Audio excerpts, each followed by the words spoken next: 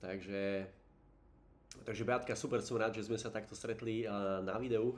A ja momentálne vysielam z Bangkoku, myslím, že som ti to ešte nepovedal. A včera som ti, teda spomínal som ti, že včera som bol ešte v Hongkongu.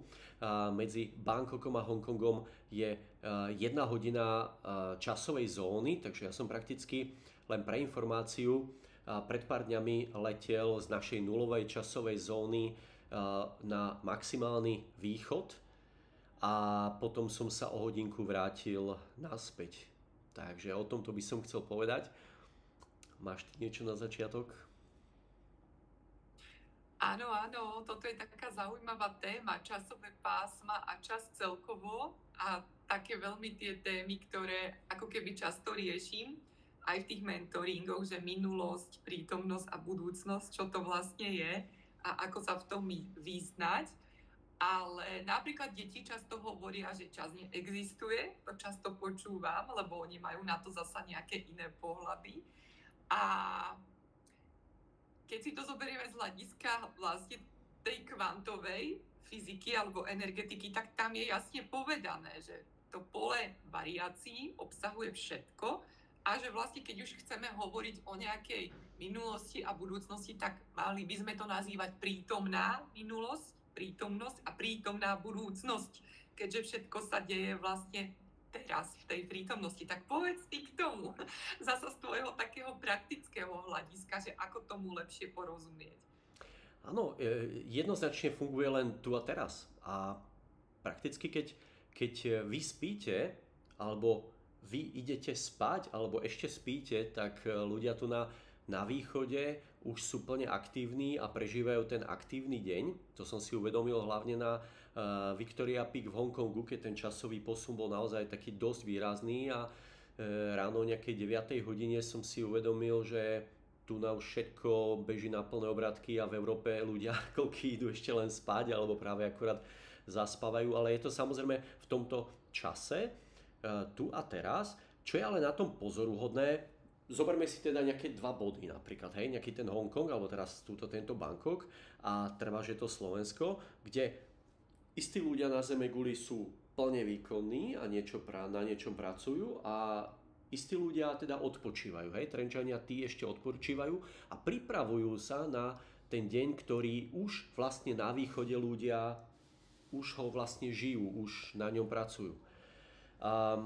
Čo je ale zaujímavé na tejto celej skúsenosti mojej, že teda čo z pohľadu čínskej metafyziky a čínskej medicíny, máme teda nejaké tie meridiány, čo sú energetické dráhy a máme nejaký ten biorytmus, to už myslím, že väčšina ľudí aj na Slovensku nejak tak bere, nejaký ten biorytmus nejak tomu trošku už pochopili alebo trošku možno do toho prenikajú. Ale máme tu vlastne aj tieto energetické, ak by som to preložil do slovenčiny teraz, vnútorných orgánov, čiže tie hodiny vnútorných orgánov, alebo orgánové hodiny myslím, tak nejak sa to volá v slovenčine. Áno, áno, presne. Orgánové hodiny, čiže poviem príklad, hej, že nejaký ten deň začína o nejakej 23. hodine v noci a začína nejakým žlčníkom, o 1 hodine pokračuje pečeň, o 3 hodine pokračujú plúca a tak ďalej to ide, hej, postupne A každý. to je globálne, odkiaľ sa, lebo presne ako sa v tom vyznať, že kde je vlastne ten čas, kedy vlastne ja ako keby interagujem s tým orgánom, lebo aj naša planéta je jeden taký meridián, ktorý je popredkávaný tými dráhami a týmto všetkým. V podstate, keď ideme ešte do vyššieho, tak celé univerzum je jeden taký veľký meridián. Čiže sa vždycky vraciam k sebe a viem, že tam je ten meridián, z ktorého potrebujem vychádzať, že ako keby to mi dosť pomáha sa nejak zorientovať. Že vždy sa zorientovávam nie cez to veľké, ale v podstate, keď to poviem tak blbo, že cez to moje malé, lenže to moje malé je práve to veľké. Takže je to také, no skús ešte k tomuto. Čiže všetko, čo chceme v prírode alebo vo svete nájsť, tak dokážeme nájsť u seba samého. Nejaký ten mikro- a makrokozmos. Takže vlastne Čo sa týka týchto orgánových hodín, hej, je tam nejaká tá silná vibrácia práve toho orgánu, ktorý je práve v tom istom, teda v tom čase, kedy, ktoré hodiny tomu orgánu patria, je vhodné ho nejako regenerovať alebo nejakomu pomáhať. Čiže zasa zoberiem príklad toho začiatku dňa medzi 23. a 1. hodinou v noci sa nám silne regeneruje žlčník a my by sme pre tento žlčník mali práve v týchto 2 hodinách robiť maximum podpory, čo dokážeme pre žlčník robiť, aby sme ho pripravili zase na nový, teda na ďalší cyklus 24 hodinový v tomto prípade. Čiže on potrebuje jednoznačne spať. On potrebuje odpočinok, tento žlčník a samozrejme nepoškodzovať, pretože čím viac dobre urobíme pre daný orgán, tak tým lepšie to v tejto 2-hodinovke akurát jemu prospieva a čím viac ho budeme poškodzovať v tejto 2-hodinovke, tak o to viac ho poškodujeme. To znamená, že žlčníku robí zle napríklad alkohol. Hej, čiže keď si skombinujeme teraz nespanie medzi 23. hodinou a 1. hodinou a ešte pripíjanie nejakým alkoholom, tak mu prakticky, dá sa povedať, z pohľadu čínskej metafyziky a medicíny veľmi silno škodíme. Ale môžeme mu prospievať veľmi silno, čiže žlčníkári, pečeňári, keď spia v tejto 2-hodinovke 23 až 1 a následne 1 až 3, tak obidvom orgánom silne prospievajú. Ale čo som prakticky chcel povedať z tejto časovej zóny, teda čo sa u mňa stalo, už aj na západe, veríme v nejaký jetlag, hej, nikto možno nevie, čo to ten jetlag je a každý si to nejak tak spôsobom vysvetľuje, ale ja by som nazval ten jetlag, vlastne zmena časových pásiem, je prakticky jak by som to povedal, opäť preštelovovanie našich vnútorných orgánových hodín. Pretože ja som štartoval z našeho časového pásma a preletel som na opačnú stranu, teda kontinentu nakoniec Ázie, na východ Ázie a tam sa mi posunul čas o nejakých 7 hodín. Čo to znamená? Táto 2-hodinovka medzi 23 a 1 sa mi naraz posunula o 7 hodín dozadu. Hej, čiže keby som počítal ďalej orgánové hodiny priestoru stredoeurópskeho, tak by som ich tu na východe totálne pomiešal. Pretože sa mi posunú o 7 hodín nejakým smerom. No a oni sa nastavia teda na to pásmo, kde si prirodzene presne tak. Naše navnímajú tie hodiny tej planéty, hej, tie pásma a oni sa prirodzene prenastavia. Presne tak. Oni sa zharmonizujú vlastne s prírodou. Záleží na nás, ako my sa dokážeme rýchlo na toto nastaviť. Nerobí sa to nejako môžeme to aj aktívne samozrejme podporiť, napríklad nejakým spánkom, nejakou regeneráciou, nejakým nastavením sa priamo na ten deň, čas, kde človek funguje.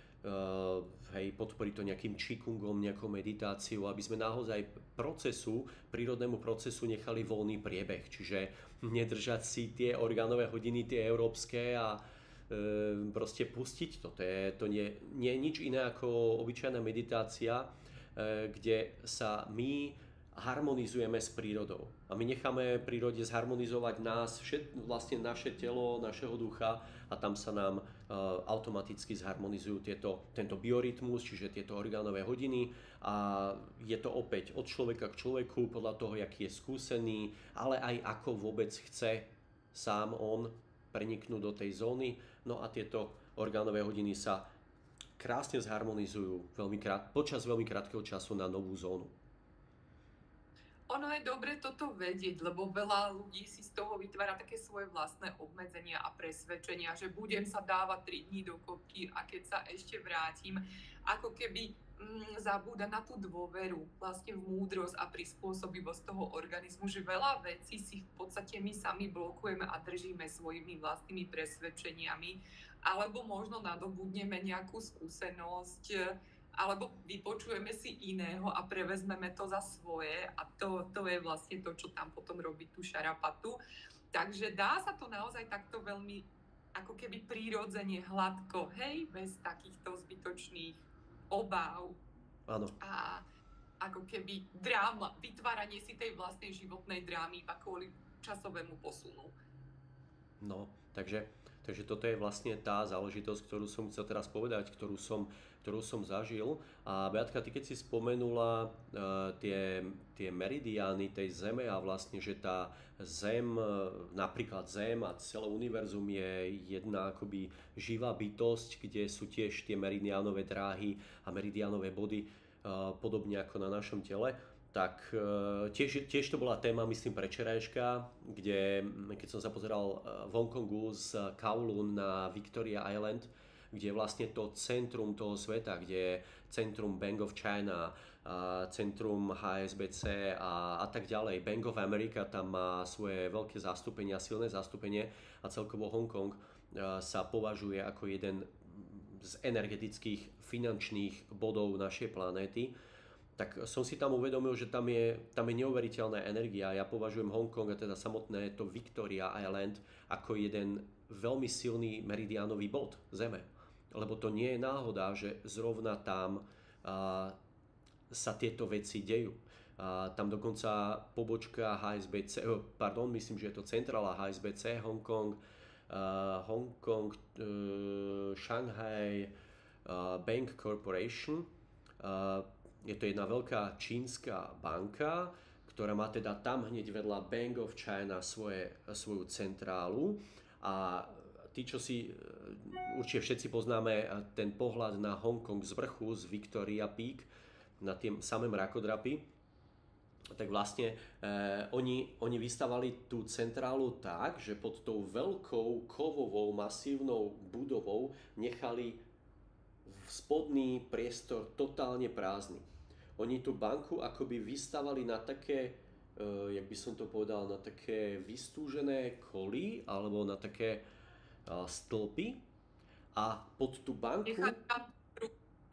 Presne tak, oni nechávajú prakticky údajne tomu drakovi, ktorý sa spúšťa z Victoria Peak smerom do mora, nechali mu voľný priebeh, aby táde mohol ten drak sa spúšťať a nechajú mu vlastne voľný energetický priebeh smerom do mora. Táto banka je celá z kovu z takých masívnych konštrukcií postavená a na vrchu sú ešte také priepuste a to tiež slúži na to, aby nebránili tomuto drakovi vstup do mora, pretože by prišli do klešu s ním a s drakom nechce nikto bojovať. Takže oni sa dávajú do harmonie s týmto silným drakom a teda priamo v tom meridiánovom bode.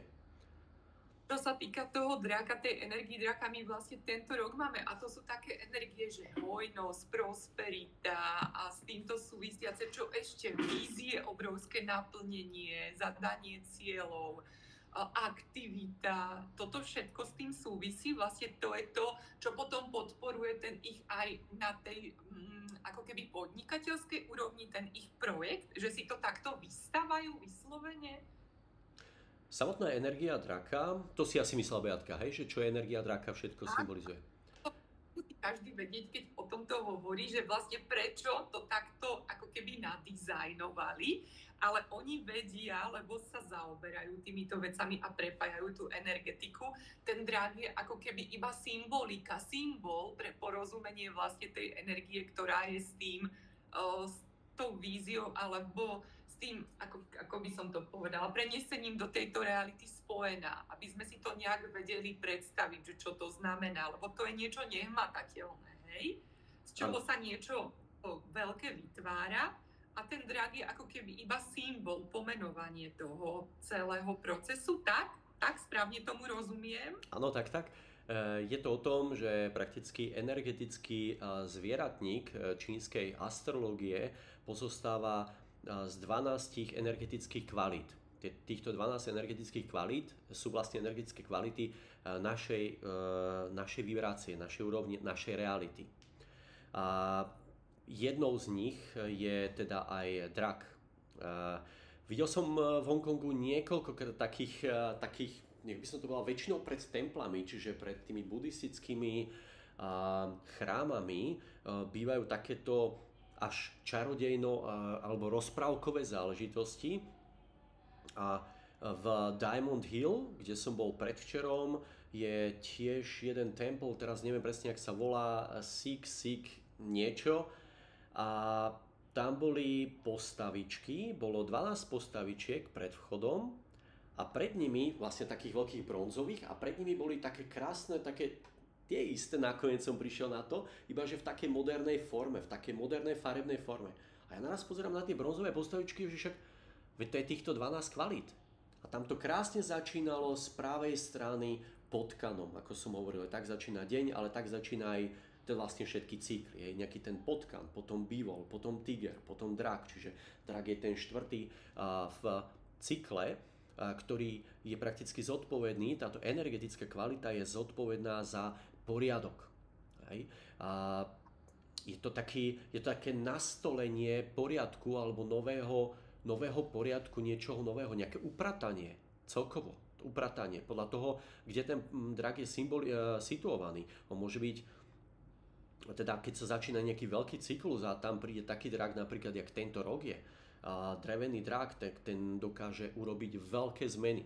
Hej? Lebo tento tohtoročný drak je veľmi inovatívny, keďže sa stretávajú dve energie nejakého proaktívneho dreva a doslova inovatívneho dreva. Preto máme toľko boomov tento rok a toľko sa toho deje.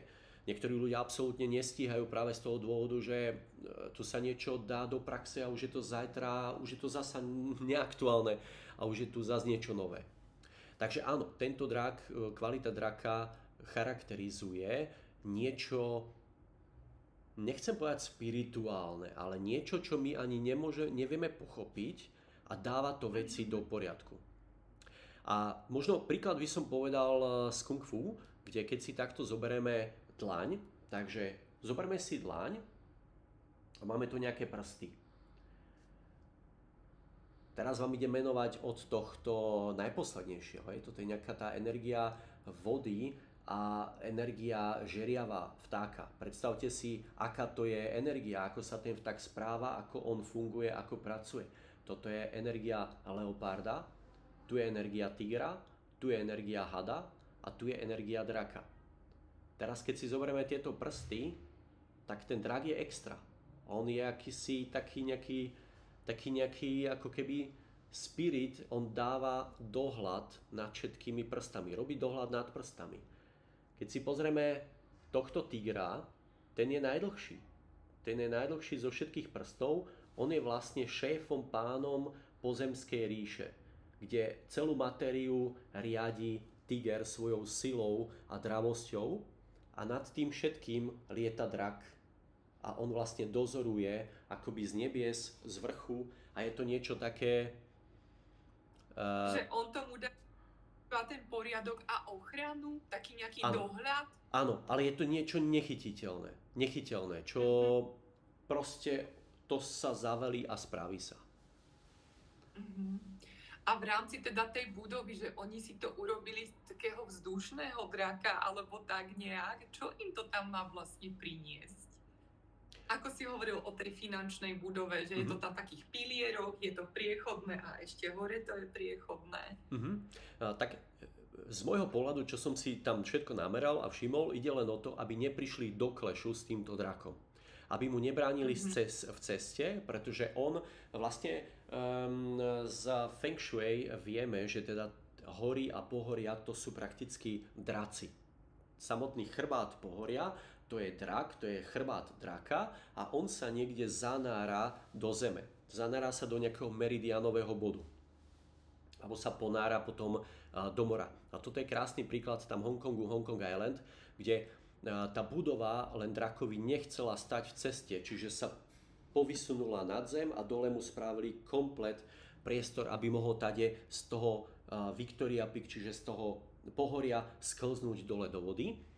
Pretože samotné finančníctvo je charakteru alebo kvality kovu a vody. Preto keď sa pozrieme na všetky teda finančné budovy, tak sú väčšinou postavené zo skla už v dnešnej dobe, ale oni majú taký kovový, jak by som to povedal? Taký výzor, proste ono to vyžaruje takú kovovosť, ako keby bola z kovu.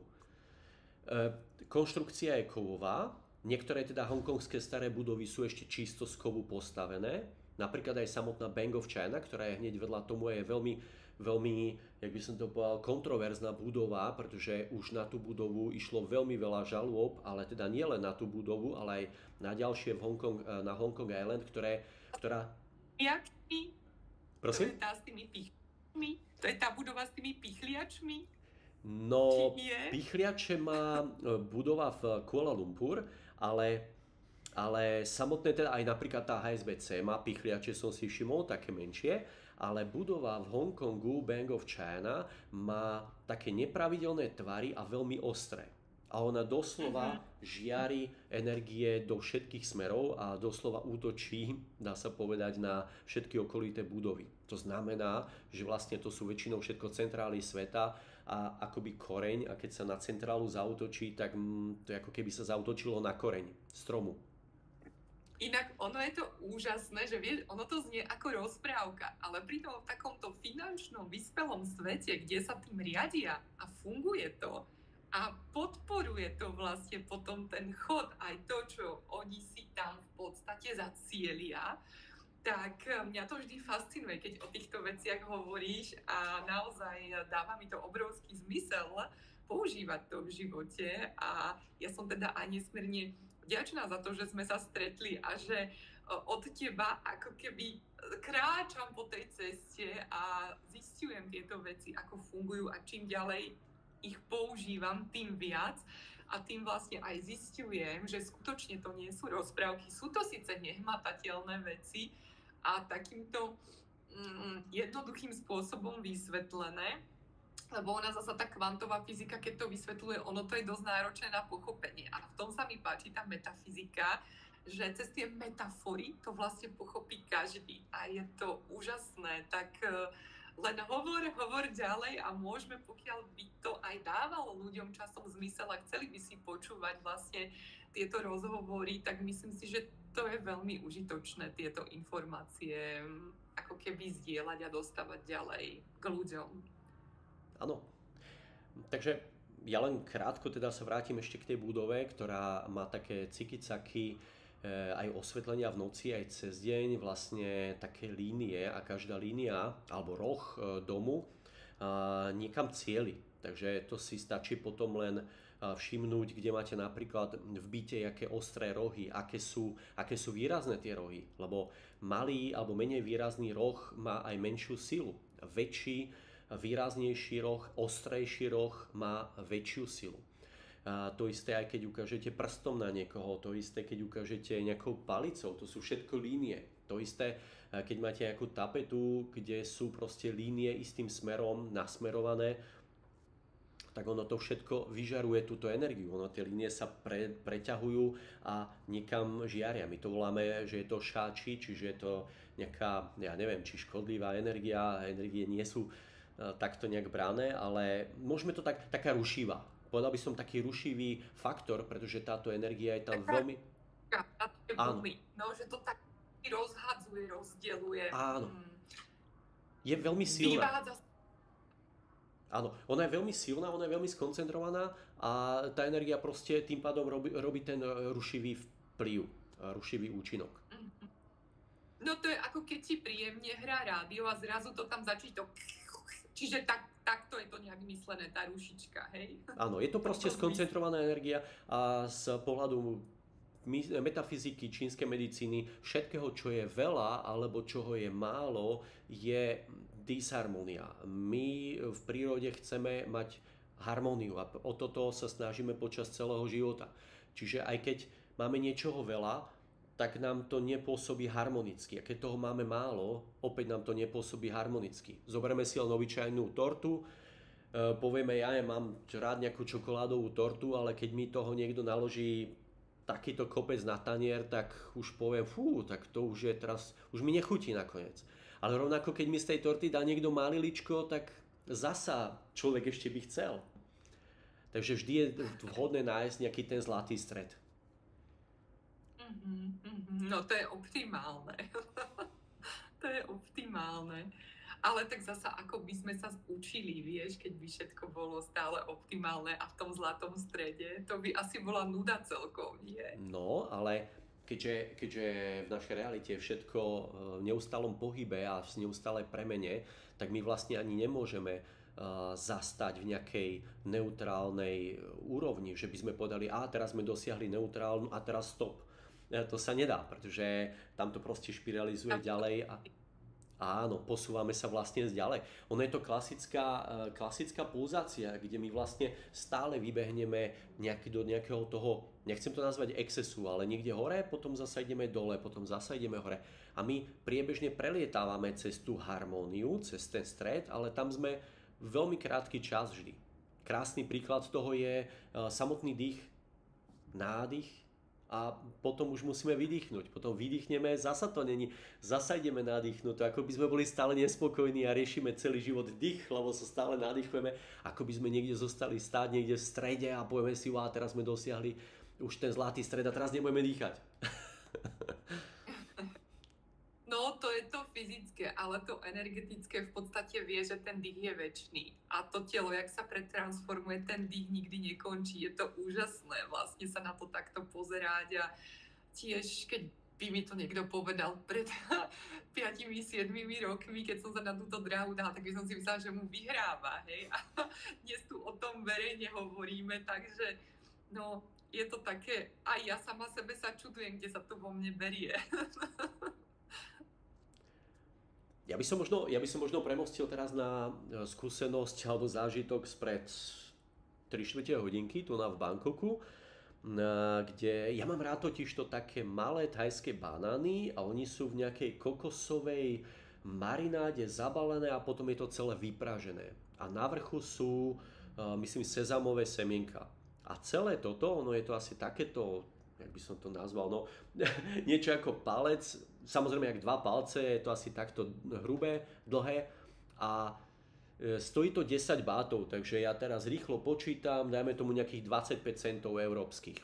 A je to taká mlsotina, len to není hoci kde dostať. Ja tu chodím po uliciach a viem, že tam na tej ulici to predáva jeden chalanisko, ale on robí len do nejakej, ja neviem, 16. 17. hodiny a potom on to zdekuje a je preč. Ale zajtra je tu znova.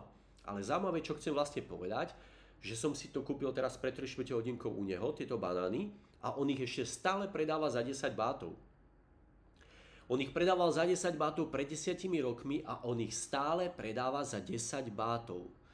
Čo je ako... Toto mi povedz, lebo toto v našom západnom svete neexistuje. Presne. Toto je vec, prečo ja odporúčam všetkým ľuďom Thajsko a nechcem teraz nejako, že prejsť do nejakej marketingovej úrovne, ale Thajsko je v tomto výnimočné, že tuto snáď oni nepoznajú, jednoduchí ľudia nepoznajú infláciu. Tuto to vždy, to čo stalo 10 bátov stojí 10, to čo stalo 20 stojí 20. A v severnom Thajsku hlavne, čo je chudobnejšia časť Thajska, títo ľudia prídu na trh a oni sa nepýtajú, čo to stojí. Oni automaticky podávajú peniaze, lebo vedia, že to stojí napríklad 20 bátov, čiže nejakých 45 centov. A toto je to fenomenálne na tom, že prišiel som teraz za ním a on mi hovorí za ten banán proste, že 10 bátov a ja si hovorím, že to snad nemôže byť pravda. On to stalo minulý rok 10 bátov a aj pred niekoľkými veľa rokmi 10 bátov a celý svet kričí nejaké energetické krízy a ja neviem čo všetko a inflácia jedno s druhým a chalan to predáva stále za 10 bátov. Veď on tiež tie vstupy musí mať iné. Takže toto je to, že tiež energetická taká hodnota tých financií, že není nejak priamo úmerná nejakým informáciám niekde, jak napríklad v Európe. Ja si myslím, že to je viac menej nejaká informačná záležitosť, to celé zdražovanie a tak ďalej, ako nejaká skutočná realita. No a istých ľudí sa to v Thajsku tu na vôbec netýka. Možno tí, ktorí nepodliehajú tomu vplyvu toho šírenia istého, hej, a potom z toho ako keby ovplyvňovania a vytvárania vlastne toho zdražovania alebo prispôsobovania toho trhu na základe týchto informácií, keďže títo ľudia zrejme nemajú dosah k tým informáciám a žijú si v tej svojej línii, v tom svojom plynutí, neovplyvňuje ich to, nereagujú na to a majú to tak, ako si povedia a zrejme sú asi tak aj šťastní. Neviem inak, ako by som to možno, ale zaujímavá informácia. Ono mi to, ono mi to napríklad nadhadzuje aj nejakú takú tú tému trošku do buddhizmu, ale keď vieme, ako buddhizmus teda funguje, nejaký ten základ buddhizmu, okrem iného je aj nejaké zrkadlenie reality. Čiže tak, ako ja do hory volám, tak sa mi z hory aj ozýva. A tu je Mhm. krásne vidieť, hlavne teda hovorím, hlavne v tých jednoduchších, u tých jednoduchších ľuďoch, že oni nie že veria v buddhizmus, oni ho žijú. Oni Mhm. proste žijú ten buddhizmus a oni tam neexistuje také, že možno alebo tu a tam. A zasa krásny príklad, keď prídete na trh, oni ako turistovi môžu povedať, koľko chcú, lebo my nemáme páru, koľko to stojí. A oni povedia rovnakých 10 bátov aj tomu Thajcovi a rovnaký aj nám. Že nám nenadhodia vyššiu cenu alebo tak. A už sa mi dokonca Mhm. stalo, neviem, možno raz, dvakrát niekde v Severnom Thajsku, kde kočka chcela dať vyššiu cenu a hneď suseda hneď na ňu začala kričať, čo robí, že ona okráda a títo ľudia potom aj väčšinou končia na tých trhoch, že oni ich normálne vytlačia von, že oni tam nepatria do tej komunity. A energia není v súlade s tým vlastne ako hovorí, že nehovoria o buddhizme, ale žijú ho. Áno, Čiže presne, no, áno. Že tým oni pádom vedia, že to keď žijú. budú okradať, tak budú okradnutí. A toto keby naozaj veľa ľudí, alebo keby ja by som toto želal celému svetu, že by sme sa takto riadili, že ako chceš, aby sa tí druhí správali k tebe, správaj sa ty rovnako k ním. Niektorí ľudia si to možno aj neuvedomujú, že sa nejako správajú, len sa potom čudujú, keď sa im stáva niečo, čo sa im nepáči. To je úžasná tá technika toho jedného prsta a tých troch prstov, že vlastne keď sa ti niečo nepáči, odsudzuješ, namieríš vlastne tak, ale tie tri sa vlastne vracajú k tebe. Takže v podstate ti to ukazuje, že hej, ty si to uprác, veď to vôbec není o Áno. tom, na koho ukazuješ. Keď vlastne väčší počet prstov sa vracia k tebe, tak tam sa dá veľmi veľa To je porozumieť. sila, to som ešte Istý. nepočul. No, môžeme sa o tom niekedy porozprávať. Je to v podstate ako keby modernizované to, čo v podstate hovoríš ty z tých pradávnych buddhistických múdrostí, alebo... A tak ono, vieš, buddhizmus, hinduizmus, hento, toto, tam ani nejde o to, že ako si kto nazve tú filozofiu, ale tak či tak ten prameň, ten základ je ten univerzálny, ja si dovolím tvrdiť, vždy rovnaký, čiže nejak si to selektovať a škatulkovať podľa toho, ako si to nazveme, čo ja viem, asi ani veľmi netreba. Nie je Či podstatné. treba... No, presne tak. Ja to beriem tak, že tiež nie je to podstatné a človek si hľadá vlastne počas toho svojho života tú svoju cestu. Zase je to vidieť na starších ľuďoch, ktorí sú koľkokrát už taký nejaký vyrovnanejší, taký, jak by som to povedal, oni už sú tým životom prelúskaní, oni už aj zažili tie hlboké roky, aj tie vysoké roky, aj to huj, aj to fuj a vidia, že sa to tam nejak v nejakých cykloch opakuje a že veľakrát, že vlastne ono to nie sú náhody, čo sa nám deje. A preto by som povedal, že tento život je neuveriteľne perfektne správený, to je jedno z jakej úrovne, z jakého pohľadu si to zobereme, že vlastne tá počiatočná fáza toho života tých mladých ľudí, ktorí dá sa povedať skúmajú, hej, to je nejaká tá úroveň toho dreva, elementu dreva, nejakej tej jary, kde všetko raší veľmi rýchlo, ale je to všetko také spontánne a do všetkých možných smerov, to je nejaká tá mladosť. Potom prejde nejaká taká vyzretá dospelosť, to môžeme nazvať, alebo taká, ja neviem, 18, 20, 25 roční, ktorí už sú tak trošku aj zastabilizovaní alebo idú smerom k stabilizácii a zažívajú ten vrchol, to je nejaký ten element oheň. Potom sa to nejako zastabilizuje, nejaká zem, už tam je človek nejaký rozumný, už má nejaké svoje skúsenosti a tak ďalej. A potom prichádza ten jinový cyklus, kedy ten človek už pravdepodobne aj menej rozpráva a viacej počúva, kde sa už veľa naučil a veľa ešte pred ním stojí, ako človek, ktorý zbadá, čo všetko ešte nevie. Hej, keď sa začne učiť, tak príde na to do paroma, čo všetko ešte neviem, tak tí ľudia potom väčšinou aj mlčia. A už nedávajú ani nejaké rady, alebo proste neprezentujú sa až toľko, ako sa prezentovali pred 20 rokmi, lebo konečne v tom čase prišli na nejaký recept a teraz všetkým ho musia ohlásiť. A čím človek je vyzretejší a prichádza na to, že tých receptov a tých ciest je oveľa viac, ako ich videl pred 20 rokmi, tak väčšinou potom už aj drží ústa a už o tom ani nerozpráva. Už skôr viac nasáva. To je taká tá pokora, takéto už zmierenie sa s tým, také naozaj, že príjemné, ale hej, prichádza to vekom. Áno. Je to naozaj, kde ten človek už potom si uvedomuje isté veci a ako, ono nie je to jednoduché toto všetko pozorovať. Ja som si dal hlavne taký hlavný dôraz tohto výletu sem do Ázie, neprepadať nejakým moc veľkým nejakým stresom a naháňačkám, jak som to možno kedysi robil, že som chcel aj to vidieť, aj tamto zažiť, aj hento tu. Proste dbám teraz hlavne na to, aby som sa aj dostatočne regeneroval. Aby som len nechvátal za tou rýchlosťou ešte tamto viac, ale skôr, že regenerácia a ideš. A si unavený, sadni si, daj si trvás, ja neviem, tú kávičku, najeď sa a žiť vlastne zasa aj v tej harmonii tohto výletu, že mať tam obsiahnuté všetko. Čiže aj tú regeneráciu, ale aj to spoznávanie. A dôvod hlavne toho celého je, aby som dokázal byť zapnutý. Maťo, toto je presne, čo hovoríš, lebo vieš si predstaviť našu trojku, keď ide na výlet. Môj syn býval, on je presne toto, dbá na regeneráciu, on potrebuje mať ten pokoj. On není ten, ktorý sa, moja dcera potkan, ja drak. My sa ženeme, my všetko chceme vidieť. My sme totálne aktivita.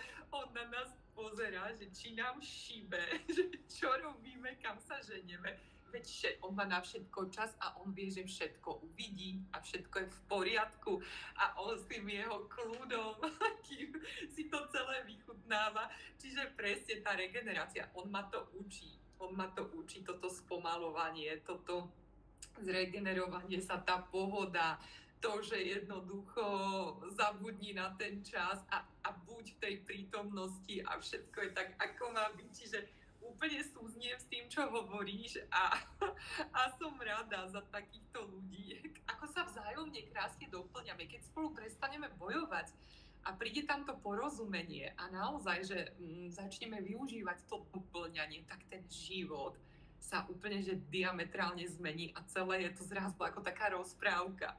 Áno. Čiže každému toto prajem naozaj, cez to pozorovanie vlastne si sa nechať unášať týmto nádherným životom a všetkým, čo nám ponúka, aj keď sa to možno na prvý pohľad zdá, že to škrípe, že to neladí, že máme tendenciu niečo povedať, že je zlé, dobré. Nie, to treba iba si to napozorovať, navnímať a všetko sa zmení, všetko sa uprace, všetko sa vyladí.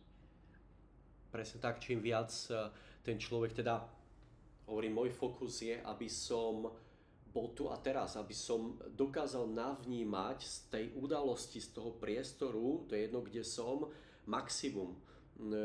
Keď sa človek ženie, tak si nevšíma farby, nevšíma si tie situácie, ktoré sa vedľa neho, za ním stanú, okolo, proste on sa ženie do nejakého bodu niekam, možno ani sám nevie prečo.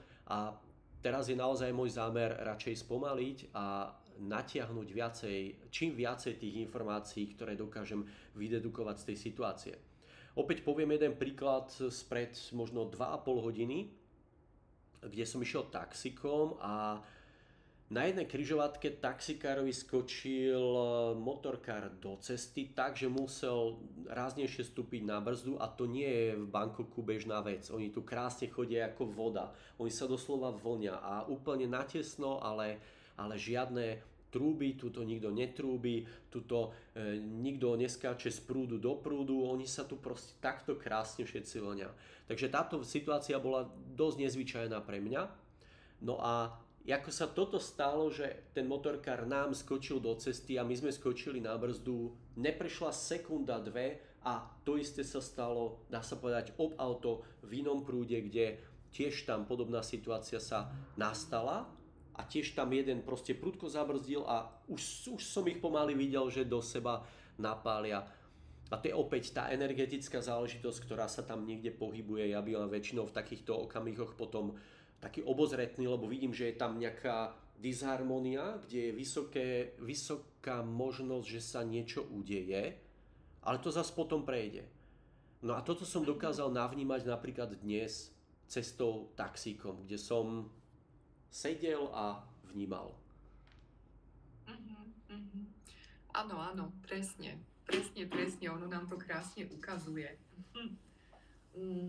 Ako by som, a ja to sa aj ťažko povie, že čo takéto situácie, obozretnosť, možno iba tak, že presne, buď obozretnejší a zasa cez to pozorovanie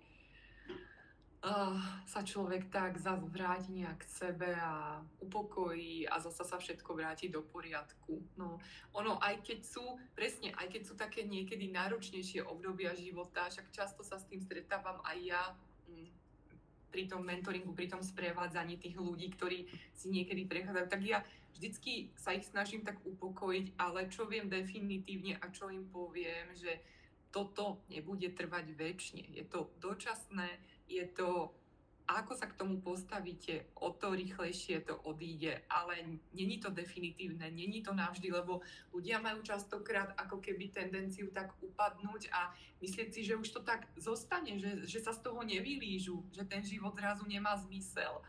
Ale nie, je to dočasné, je to niečo, čo ti má iba niečo ukázať, ty to máš pochopiť, rozlúsknuť a krásne sa ti zasa otvoria potom nové obzory, nové priestory, čiže no, ale tiež som to nevedela. Bolo obdobie života, kedy aj ja som takéto veci nevedela a robila som z nich drámy a tragiky.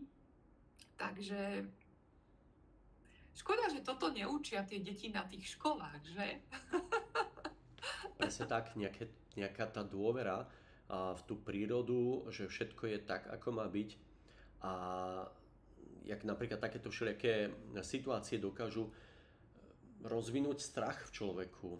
Hlavne keď nejaká tá disharmonia trvá že ten mesiac, čo je úplne bežné obdobie, lebo tých cyklov je, hej, my máme nejaké tie dvojhodinové cykly, každý z nás prechádza počas 24-hodinového cyklu, občas teda sú tam isté hodiny, ktoré sú nejaké tie klešové alebo disharmonické.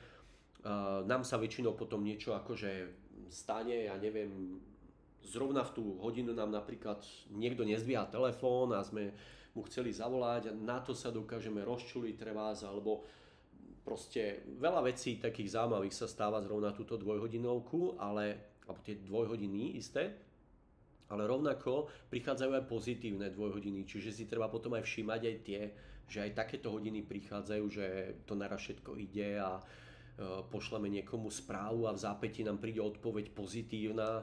Možno to bereme ako, že to je normálne, že to tak má byť, ale nie. Je to presne tak, ako keď sa nám stane niečo, že to nejde, že nám prichádza nejaká zamietavá napríklad odpoveď, tak rovnako príde aj tá podporná potom dvojhodinovka. A to isté je vlastne aj v 12-mesačnom cykle, kde sú mesiace, ktorí nás dokážu trošku pritlačiť a potom sú mesiace, ktoré nás posunú trošku ďalej. Takže ono si to treba len všímať, ako ja hovorím poslednú dobu, že my hráme jedno divadlo a scenár máme už dávno v ruke a my ho proste hráme, vybereme si vždycky tú správnu cestičku. Rekvizitu. Áno, my si proste tú rekvizitu správnu vybereme a myslíme si, že my sme si ju vybrali, ale však nakoniec sme si ju aj vybrali. Vybrali sme si ju v tom scenári a my si to teraz len hráme, takže naozaj toto je taký celkom príjemný príklad na to, že dôverovať tomu scenáru, čiže dôverovať tej prírode, čo sa to tu deje. Ten koniec bude šťastný, pretože ten neexistuje. Tak. Všetko sa to transformuje a deje sa to stále. Maťko, kľudne toto môžeme rozobrať zasa na budúce, ponoriť sa do nejakej témy, alebo kľudne vy, ak vás si pozriete toto video, alebo zostriháme niečo z neho, dajte tému, ktorá vás ako keby zarezonovala, zaujala a chceli by ste sa viac dozvedieť, pošlite otázky alebo napíšte komentáre na to, ako to máte vy. A my sa veľmi radi s Martinom do toho ponoríme a zodpovieme vám viac a viac, takže, lebo nás to baví, lebo nás to teší kvákať o takýchto záležitostiach a dostávať to do éteru. Takže pridajte sa a reagujte, budeme radi, budeme to ďalej a ďalej rozvíjať. Maťko, ešte ty k tomu kľudne povedz, také na rozlúčku ukončiť z tvojej noty, z tvojho pera. Beatka, ďakujem, ty si povedala všetko a to som veľmi rád, že si to takto krásne zaokrúhlila nakoniec a teším sa na ďalšie stretnutie. A rovnako dáme si vedieť vlastne aj kedy a dáme vám včas potom info. Tak, krásny deň. Krásny deň z Bangkoku. Ahojte. A ja z Trenčína.